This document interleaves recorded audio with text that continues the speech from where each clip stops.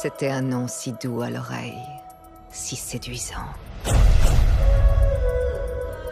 Synonyme de richesse, de style, de pouvoir.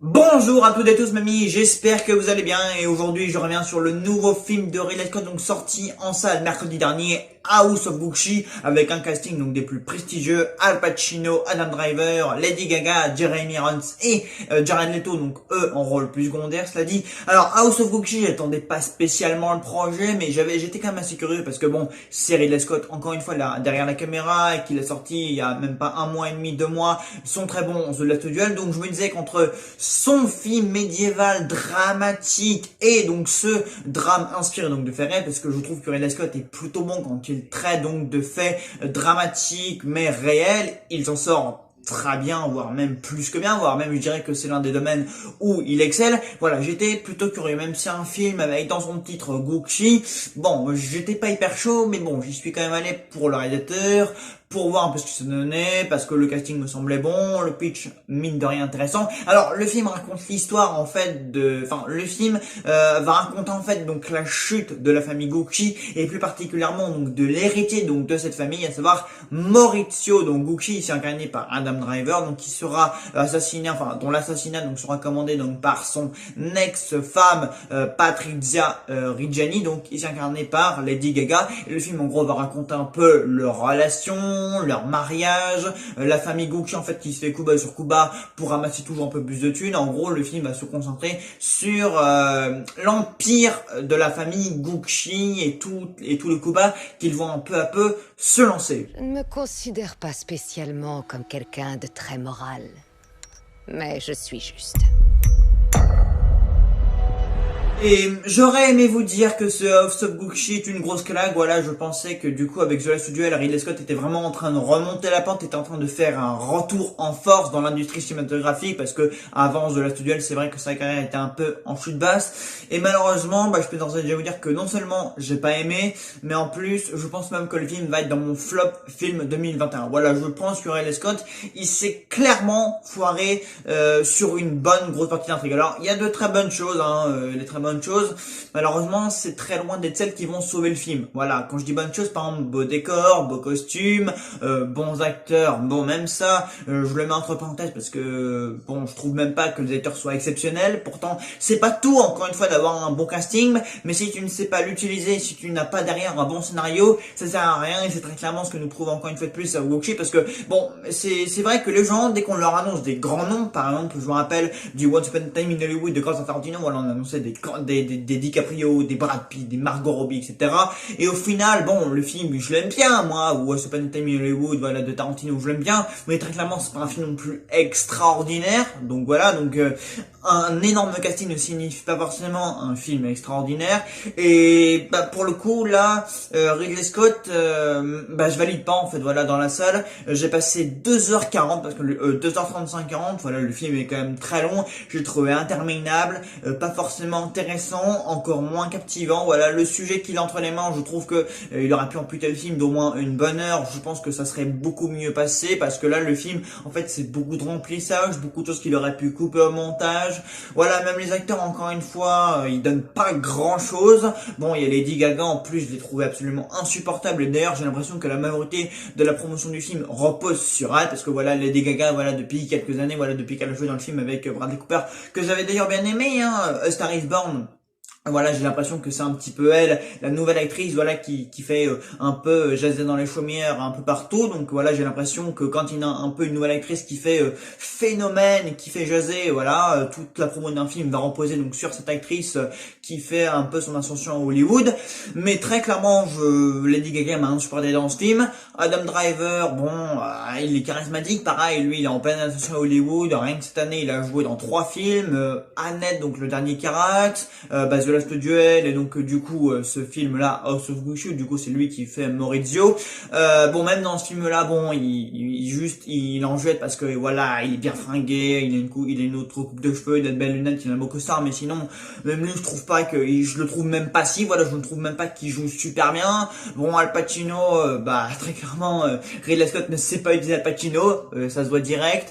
Bon, Jared Leto, cabotinage sur cabotinage, bon, lui pareil, encore une fois, Leto aussi, il faut vraiment lui donner un bon rôle pour qu'il joue très bien, sinon il fait de la merde. Et dans ce film-là, disons que Ridley Scott, il ne sait pas le diriger, ou alors c'est Leto qui cabotine et qu'on fait des tonnes, parce que très clairement, il est insupportable dans ce film. Jeremy Irons, bon, il a un rôle secondaire, donc et puis il est plutôt charismatique, donc voilà. Et puis en général, voilà, donc même du côté du casting, il y a même pas ça à sauver. Donc en gros, ce que je vais aimer dans le film, voilà, c'est les très beaux décors, parce qu'en fait ça va vraiment être du luxe, voilà, des immenses décors. C'est un film très lumineux, voilà, même dans les costumes c'est assez magnifique. Bon, en même temps, on parle comme de la famille Gokshi, voilà, donc une famille blindée de thunes, donc beau costard, voilà. D'ailleurs le film commence donc sur le poignet d'un driver et la grosse montre qu'il a, voilà, le gros bracelet, voilà. Le film va beaucoup filmer tous ces détails là, donc toutes les chaussures, les belles motos, les beaux costumes, voilà, tous les beaux habillages, en gros, voilà. Même Al Pacino, voilà, le mec qui porte un costume, on dirait qu'il va affublé de je ne sais combien de chemises, de cravates, etc. Donc voilà, le film va énormément mettre en avant le côté riche et luxueux, voilà, de cet univers un peu italien, parce que le film, voilà, la famille Gucci est une famille italienne, voilà. Donc le film va beaucoup mettre en avant, voilà, toutes les marques, tous les trucs de luxe, voilà. En fait, Ridley Scott noue un peu son film dans le luxe et voilà, et le fric, voilà, le film pue le fric, voilà. Et ça va pas vraiment être une bonne chose, parce que tu sens que le mec, voilà, limite lui il a un gros budget, il a tout investi dans pour payer des décors qui coûtent une blinde, voilà. On va même avoir des décors dans la neige qui vont être très beaux. Le film est très beau à regarder, le film est très agréable, voilà, tout le monde est super bien fringué, ça c'est pas le souci. Mais bon, très clairement, il suffit pas d'habiller tes acteurs comme s'ils allaient à Cannes ou à des dîners prestigieux tous les jours pour qu'ils aient sur une performance. Et là, t'as juste l'impression que voilà, les acteurs ils en jettent un minimum, tout ça parce qu'ils sont tous hyper bien fringués. Mais toi, Adam Driver, voilà, il est en costard tout du long, voilà quoi. Mais j'ai l'impression qu'à part ça, les acteurs en fait ils ont rien à donner. Tu vois, même Lady Gaga, il va l'affubler, chapeau, maquillage, robe, etc. Mais bon, pareil, encore une fois, elle me paraît complètement insupportable. Pareil, Jared Leto, il va le métamorphoser, mais bon, à part sa métamorphose, très clairement le mec, il a rien, voilà quoi. C'est encore une fois son jeu. C'est du n'importe quoi, voilà. Je vais essayer de rester poli, mais vraiment, les acteurs dans ce film-là, je me suis dit, ouais, mais il suffit pas, le mec, il s'est juste contenté de les habiller, voilà, comme des princes, mais voilà, leur personnage, voilà, il ne jette rien, quoi. Même, encore une fois, Al Pacino, il ne sait pas l'utilité. Donc ouais, en fait, le gros problème du film, c'est qu'il baigne énormément dans le luxe, dans le pognon, voilà, ça, on arrive énormément à le ressortir. Et puis même, voilà, le rôle de Lady Gaga, bon, on va y revenir d'ailleurs sur elle, mais parce qu'il y a beaucoup de choses à dire, il y a beaucoup de choses que je vais lui reprocher, mais disons que, en fait, Lady Gaga va jouer le rôle d'une manipulatrice, d'une femme un peu perverse, avide de pognon, voilà, c'est très clairement ça le problème. Et ça, c'est pour moi un très gros du film, c'est Lady Gaga, son jeu et son personnage. Mais ça, on va y revenir donc juste après. Bon, sinon voilà, les points positifs du coup, enfin ce que j'aimais le moins dans le film du coup, c'est un peu ça, voilà, belle fringue, beau décor, film lumineux. Et puis bon, les points négatifs du coup, c'est trop long. Voilà, il y a des dialogues dont on se fout, voilà, même au début, voilà, quand on nous raconte en fait la rencontre entre Maurizio Gokshi et Patrizia Reggiani, voilà, c'est beaucoup trop d'exposition, voilà, leur rencontre, comment ils vont se mettre ensemble, comment ils vont décider de se marier, entre-temps la rencontre entre les deux parents, puis l'entrée du coup donc de Patrizia donc dans l'univers donc de Maurizio, donc dans l'univers Gokshi, quand elle va rencontrer du coup Aldo, etc. Enfin, tout ça est beaucoup trop long. Voilà, Ridley Scott, il aurait dû faire beaucoup plus bref au début, parce que on y passe au moins genre 20 ou 30 minutes, et du coup on sait même pas sur Ridley Scott de nous raconter, voilà, on sait pas s'il veut nous raconter, donc voilà, l'ascension de l'ascension en fait donc de Patrizia dans l'univers Gokshi. Enfin, on voit, voilà, on a beaucoup de mal au début à voir ce que Ridley Scott veut nous raconter, puis il va mettre un temps fou à rentrer vraiment dans les enjeux. Voilà, on va mettre beaucoup de temps à comprendre en fait où il va en venir, à rentrer dans le vif du sujet, alors qu'en fait tout ce qu'il a à nous raconter lui, c'est l'assassinat en fait donc de cet héritier là, donc de la famille Gokshi. Et je trouve que Ridley Scott, il a mis beaucoup trop de temps au final à nous raconter ça, et que du coup à la fin il est obligé de conciser vraiment beaucoup et de presque de bâcler, voilà. Et ça, on y reviendra du coup en toute petite partie spoiler, mais je trouve que la fin, il se fout un peu de notre gueule, très clairement, parce que il met beaucoup trop de temps au début, et même au milieu, il y a des longueurs, et des dialogues interminables, des scènes qui servent pas forcément à grand chose, et du coup, à la fin, je te concise tout, je te résume tout en 5-10 minutes, et puis bof, à la fin, voilà, je t'expédie ça en 2-2, et puis voilà, mon film est terminé, parce que tu comprends, voilà, en 1 heure, j'ai raconté que ça. Et il reste tout ça à développer, à mettre en place, etc. Donc du coup, j'ai pas le temps. Du coup, à la fin, je te bâcle. Voilà, bon, pareil, Camille Cotin, qui arrive à 1h30, 2h, tu comprends pas du tout ce qu'elle fout là. Bon, j'ai rien contre Camille Cotin, mais bon, tu comprends un peu son rôle, mais bon, ce personnage est tellement expédié en deux trois scènes que au final, tu te dis d'accord, bon, c'est juste une actrice française un peu connue d'une série de je ne sais pas où. Bon, bref, voilà, j'ai pas trop suivi cette actrice, mais voilà, je comprends pas vraiment ce qu'elle fout là. Donc, dans l'ensemble, beaucoup d'expositions. Ridley Scott va beaucoup trop lentement au vif du sujet, voilà, tout ce qu'il raconte au début, encore une fois, bon, voilà, le mariage, etc., donc de Maurizio et Patricia, ok, il peut le raconter, mais voilà, en 2-3 scènes, quoi, vraiment, des fois, tu sais, il y a des cuts un peu qui passent de la rencontre au mariage, un peu pour montrer l'évolution, mais Ridley Scott, il va vraiment prendre le temps de raconter tout ça au début, quoi, alors que c'est pas vraiment ça qui nous intéresse. Nous, ce qui nous intéresse, voilà, c'est vraiment tout ce qui se passe au corps de cette famille, mais sans compter, il va s'attarder, par exemple, sur le personnage secondaire de Jared Leto, voilà, il va s'attarder beaucoup trop de temps sur ça, alors que ça m'intéresse pas forcément, moi, de savoir ça. Moi, ce qui m'intéresse vraiment, c'est du coup la commanditation donc, du meurtre de Maurizio, mais ça vraiment, Ridley Scott, il va te l'expédier en 2-3 scènes dans le dernier quart d'heure, donc ça, encore une fois, c'est le plus intéressant, en fait, il te le fout dans la dernière partie du film, et c'est bâclé, etc. Voilà, en fait, elle va commander donc 2 tueurs à gages dont on ne croit pas du tout. Voilà, non seulement il va bâcler ça, mais en plus, c'est même pas crédible comment il te met ça en scène. Voilà, parce qu'en fait, bon, du coup, je passerai ça en partie spoiler, mais voilà, donc en gros, House of Gucci, voilà, c'est trop long, ça va trop lentement dans le du sujet, et donc voilà, pour moi, Ridley Scott, il s'est vraiment planté en beauté, voilà, il a beaucoup de mal à garder le pied sur son scénario, voilà, le film est adapté donc d'un livre, donc c'est un Sensational Story of Murder, Madness, Glamour and Greed, donc c'est écrit par Sarah Gay Forden en 2000, donc voilà, donc c'est adapté de ce bouquin. Donc je ne sais pas du coup si l'adaptation est fidèle ou si Ridley Scott il a pris de grandes libertés, mais en tout cas je suis désolé, mais Ridley Scott il a vraiment perdu pied sur son scénario, il s'est entremêlé un peu les passions dans cette histoire de famille, de trahison entre les personnages secondaires, etc. Il a eu beaucoup de mèmes dans le film, voilà, les rapports, la relation, les liens entre les personnages ne sont pas vraiment clairs. Moi il y a des fois je me suis dit mais en fait lui c'est le fils, c'est le cousin, c'est voilà, j'ai eu du mal en fait à un peu lier tous les personnages. Voilà, ils sont tous liés, mais moi-même je me suis un petit peu perdu, en fait, j'ai eu un peu de mal à cerner qui était lié avec qui était le père de qui, enfin, à un moment donné, on nous a dit, ouais, mais en fait, ça c'est mon nom, enfin, voilà, quoi, Ridley Scott, il nous a un peu, il m'a un peu emmêlé les pinceaux dans ce genre de film, donc je sais pas si je vais être le seul dans ce cas-là, mais en tout cas, moi, il y a vraiment, c'est très confus, en fait, comme scénario, enfin, l'histoire en elle-même, c'est pas vers où il va aller, ce qu'il va raconter, voilà, il nous raconte l'histoire, donc, de Jared Leto, puis à un moment donné, l'histoire entre les deux pères, Aldo, enfin, bref, il y a un scénario assez brouillon, assez bordélique. Entre temps il y a beaucoup de dialogues, voilà, il va aussi essayer de développer la relation entre Patrizia et Aldo, mais bon, c'est encore une fois, du coup il développe ça, mais il développe pas autre chose, voilà, pareil.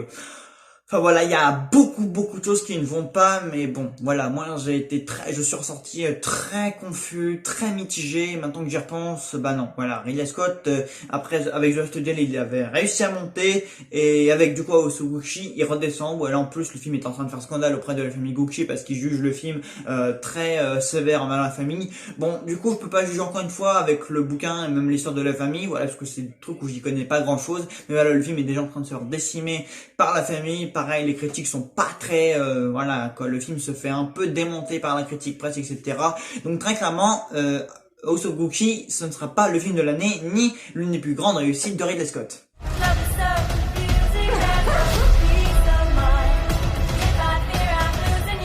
Avant de m'attarder donc sur la fin du film, voilà, en zone spoiler, où du coup je parlerai de la fin que je trouve expédiée, bâclée et mise en scène n'importe comment, je tenais à revenir un peu sur le personnage de Lady Gaga, donc de Patrizia Reggiani. Alors, je ne comprends pas en fait ce que Ridley Scott a fait avec ce personnage, voilà, donc c'est la seule héroïne du film. Voilà, bon, il y a aussi Camille Cotin, mais elle apparaît bien plus tard, elle n'est pas développée ni de près ni de loin, tu ne comprends pas ce qu'elle est à foutre là, ce qu'on nous dit, voilà, en fait, que du coup, Camille Cotin, en fait, elle joue le personnage en fait d'une vieille amie, du coup, de Maurizio, mais on nous en a pas parlé dans le film, enfin bref, c'est très mal mis en scène, voilà, elle arrive un peu comme un cheveu sous la soupe lorsque il débarque un peu dans la montagne, etc., voilà, elle apparaît, on sait pas d'où elle sort, on sait pas comment ils savaient qu'ils étaient là, enfin bref, c'est très bordélique. public, et puis en fait, elle est juste là pour briser le couple entre Maurizio et du coup Patrizia, voilà, pour cause ensuite leur séparation et tout ce qui s'en suivra après, mais bon, ça c'est très mal géré. Mais alors, Lady Gaga dans ce film-là, je ne comprends pas en fait ce que Ridley Scott, comment il l'a mise en scène, comment il l'a géré.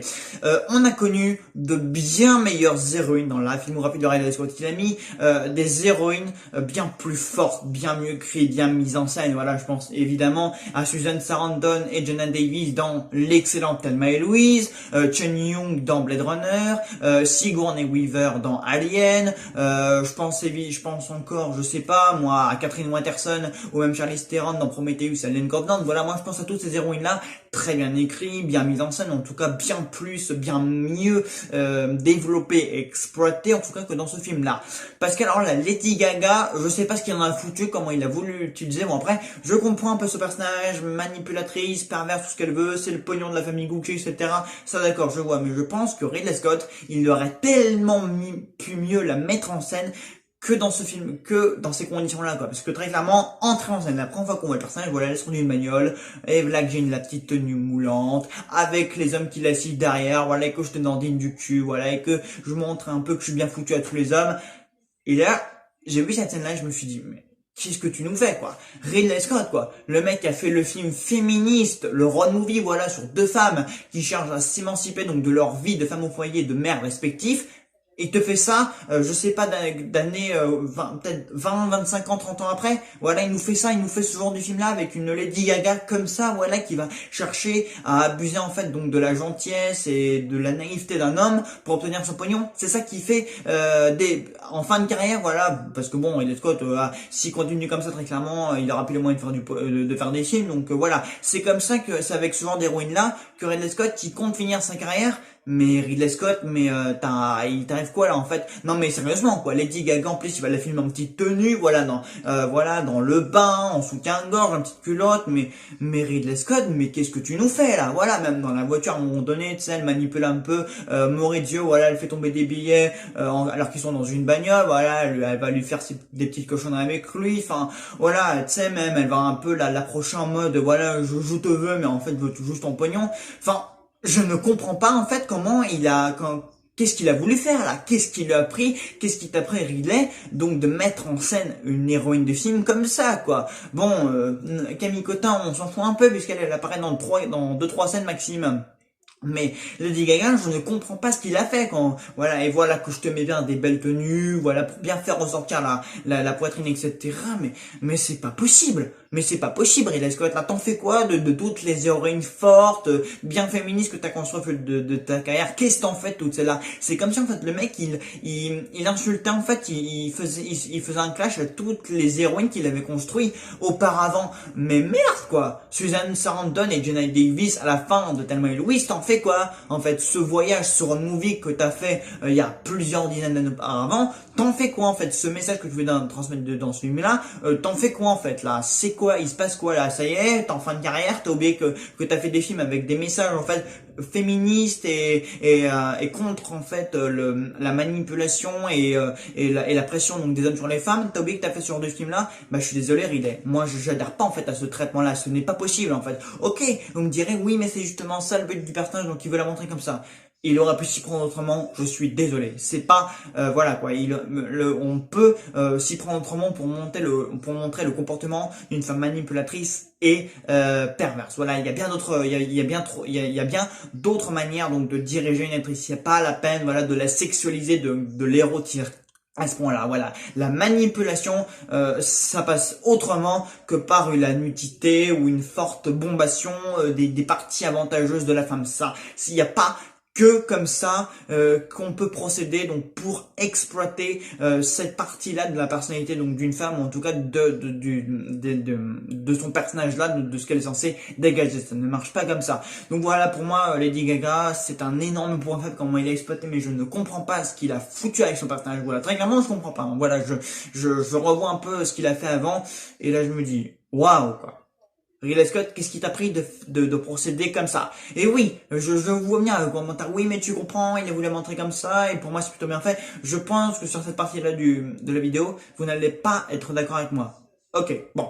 je pourrais comprendre, mais en tout cas moi j'ai pas compris du tout ce qu'il a fait avec ce personnage-là. Voilà comment il la met en scène dès le début, même tout au long du film, etc. Et puis même Lady Gaga, elle n'arrive pas à jouer, quoi, je suis désolé. Quand elle pleure, ou même quand elle est en colère, etc., voilà, elle sait pas jouer, quand en plus, non seulement il la sexualise, il l'érotise, etc., mais en plus, l'actrice ne sait pas jouer, il sait pas la diriger, ou alors c'est son personnage qui veut pas, ou alors c'est une erreur de casting, parce que je sais aussi qu'il y avait Margot Robbie qui était pressentie dans le film, enfin, il y avait deux, trois autres actrices avant elle, et je pense que, avec une actrice, ce serait bien mieux passé. Tu gardais un secret. Au nom du Père, du Fils et de la maison Gucci. Et je conclurai du coup donc sur à la fin du film, donc celles et ceux qui n'ont pas encore vu House of Gucci, donc regardez le film et revenez me voir après parce que du coup là je vais spoiler toute la fin du coup donc du film. Alors je trouve que la mort de Maurizio Gucci, elle est expédiée, elle est bâclée en 2 secondes. Alors déjà, la façon dont Ridley Scott va préparer un peu le terrain, voilà comment Patrick Derigiani donc voilà va commanditer un peu donc l'assassinat donc de son ex-mari, voilà parce qu'elle lui en veut beaucoup, voilà elle va le harceler, elle va lui courir après, enfin voilà, même si lui du coup il s'est déjà mis avec l'autre là, Camille Cotin, Paola Franchi, je crois qu'elle s'appelle du coup. Enfin voilà, donc elle va faire appel à 2 tueurs à gages, mais alors là déjà ça va pas parce que alors là les mecs on n'y croit pas du tout, voilà ils ont l'air de 2 pauvres hommes là, tu dis mais ça marchera pas, enfin t'y crois pas, voilà. La finalité de l'intrigue en fait c'est censé tirer de faits réels, mais tu n'y crois pas, voilà. Ce qu'il est censé te raconter de vrai, bah du coup il y arrive pas parce qu'en fait comment il te le met en scène, voilà, tu sais en plus elle accompagne d'une espèce de voyante, d'une espèce de sorcière, elle lui dit voilà si vous réussissez pas, je vous jette un sort, les mecs ils ont l'air complètement à côté de leur pompe, tu n'y crois pas une seule seconde, enfin j'étais en train de dire attends, vous faites appel à ces 2 mecs là, voilà, t'as l'air de 2 mecs qui débutent dans le métier, voilà. Et puis alors la scène, Ridley Scott il va rien t'en faire, voilà, la finalité de la chose, voilà. La scène finale primordiale qui aurait dû être dans une ampleur dramatique, voilà, parce qu'on parle quand même de l'assassinat donc de l'héritier Gucci, voilà, cette finalité là, et ben il va être la bâclée, tu sais, en gros, en fait c'est pas Maurizio, voilà, il arrive en vélo en gros à son entreprise ou chez lui ou je ne sais où, je ne sais quel endroit parce qu'en fait c'est repris d'une scène du début et t'as 2 mecs, en fait t'as les 2 tueurs à gages qui vont l'attendre, t'en as un qui sort de la bagnole, il planque une arme derrière son dos, bien évidemment personne aux alentours, tu sais, voilà, la rue est vide, voilà, le mec il est tout seul, il y a des gens au bar derrière, le mec il sort, voilà, il s'approche comme ça de la baraque du gars, évidemment aucun garde du corps, c'est le mec il arrive, c'est censé être quelqu'un d'important, évidemment il y a personne, il pointe son arme comme ça, Seigneur Gucci, pouf, voilà, 2 balles, et le mec il se barre, il tue Maurizio du coup, donc 2 balles, et son serviteur aussi, voilà, et c'est tout. Et après du coup on fait un petit cut, parce que du coup évidemment Patrick va être interrogé, et à la fin on nous dit du coup qu'ils ont tous été inculpés pour meurtre, mais on nous dit pas pourquoi, on nous dit pas comment, enfin on nous dit pas comment ils ont été découverts,